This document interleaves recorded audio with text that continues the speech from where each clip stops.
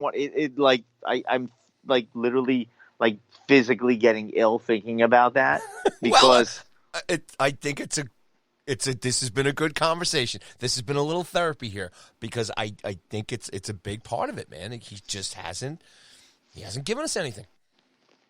no, he hasn't given us anything. I agree. I mean, as much as I've defended him, and you know, he's young, and it made other players have gone through this, and whatever. I can't disagree with anything that you're saying, and like I said, I can't get angry about it. I mean, again, the kid's 18 years old. I'm just not gonna get like angry, whatever. But what I will get angry with is the organization again for not looking themselves in the mirror and saying this kid isn't ready. I know we wanted him to be ready, and we marketed him as being ready, but he's not. So let's cut our losses right now. Let's send him down. Let's hopefully that he develops his game and gets back to the guy that we saw in the World Championships down in the AHL, and have him back and ready to go for next season when expectations will be a little bit higher for the team. Yes, what you said, but I think you said it very. He's part of the marketing.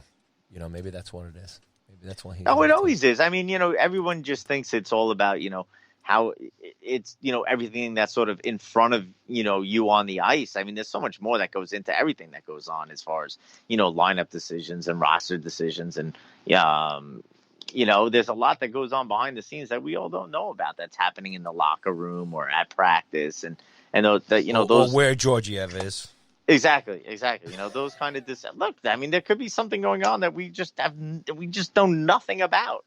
And that's why everybody who thinks they know stuff about the team. Why would Quinn be making that decision, or or any coach, or you don't know the whole story. You don't know what's going on behind the scenes. You don't know what type of issues either a player is dealing with at the team, off ice stuff, and there's a lot that goes on, out of even in this sort of social media, where there's no privacy, where nobody like literally has privacy anymore.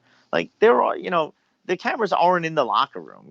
They're not, in the hallways of the Garden before the game, or on the team flights, or whatever it is. A lot of stuff goes on. They have lives outside of hockey and are dealing with, family issues and those kind of. I mean, there's so much that goes into this stuff, beyond just like he's in a slump now. It's not just because like he forgot to play hockey. Like maybe there's something on the person's mind. I mean, it's just, everybody thinks they have it figured out because they, can do like algebra on, how the guy played the last like 2 weeks. But, there's just so much more that goes into this stuff. Come on, buddy. They make a boatload of money. They play in the greatest arena, the greatest city in the world. That's too easy. That's too easy of a cop out. Come on, Paulie. All right, man. Let's leave it there. You got a Rangers man crush this week before we say goodbye to everybody? Yes, Capo Caco. That's awesome. Oh, that is awesome. He's my man crush of the week because you're picking on the poor kid. Goodness.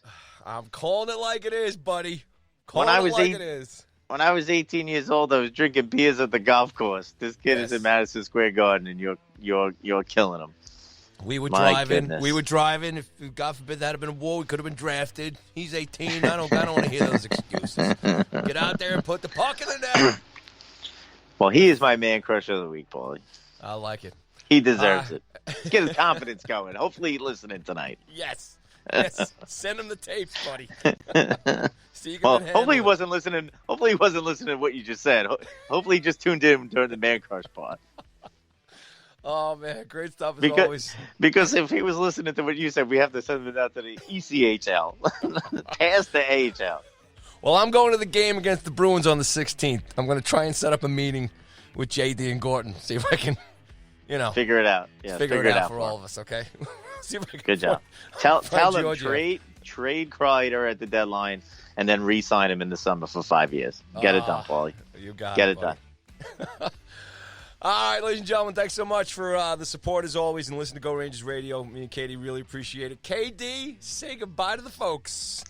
Bye, folks. All right, ladies and gentlemen, enjoy the rest of your week. Keep it going here, baby. Sabres and the Kings coming into town. And as always, thank you for listening and supporting us. And let's go, Rangers!